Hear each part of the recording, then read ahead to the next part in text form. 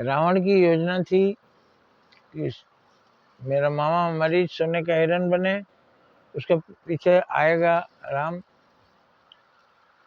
हिरण का शिकार करने। हिरण उसको बहुत दूर जंगल में ले जाएगा और जब तीर मारेगा तो लक्ष्मण का नाम लेके चिल्लाएगा, लक्ष्मण उसकी मदद को आएगा तो हम सीता का हरण कर लेंगे। यही योजना थी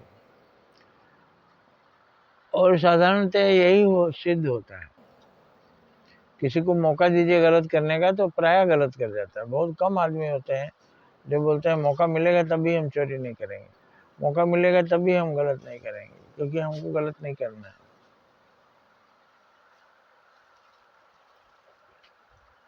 हिरण को देखकर सीता जी ने कहा, स्वामी ये बहुत सुंदर हिरण है, सोने का हिरण है, इसकी मृगशाला मिले तो हम लोगों को मृगशाला पर बैठकर ध्यान करने का बहुत फल होगा, बहुत अच्छा लगेगा। अब अच्छा तो लगेगा, लेकिन किसी की खाल पर बैठ करके ध्यान करना, तो ये पहले ध्यान आएगा कि इसको मारा गया है, इसकी खाल निकाली गई है, तो वहां ध्यान कहाँ रुकेगा? एक हत्या की बू आएगी उसमें। लेकिन ये बात ध्यान दिए बगैर सीता जी ने कहा, स्वामी इसकी मृगशाला ला दीजिए। और अक्सर पति पत्नी के आग्रह को मान लेता है। राम स्वभाव अनुसार कहकर मैं इसको अभी मार कर लाता हूँ, इसकी खाल निकालूंगा। अब सोचिए, भगवान स्वयं राजी हो गए कि इसको मारूंगा, इसके खाल निकालूंगा और सीता जी को दूंगा। सारी योजना प्रदूषित है तो उसका परिणाम तो प्रदूषित ही होगा ना, परिणाम बुरा होगा, बुरे काम का बुरा नतीजा। अब वो बहुत दूर दौड़ाते हुए इनको ले गया, लुका छिपी करते हुए, और जब इन्होंने तीर चलाया तो वो उसको लगा और मरते मरते चिल्लाया, हा लक्ष्मण, हा लक्ष्मण।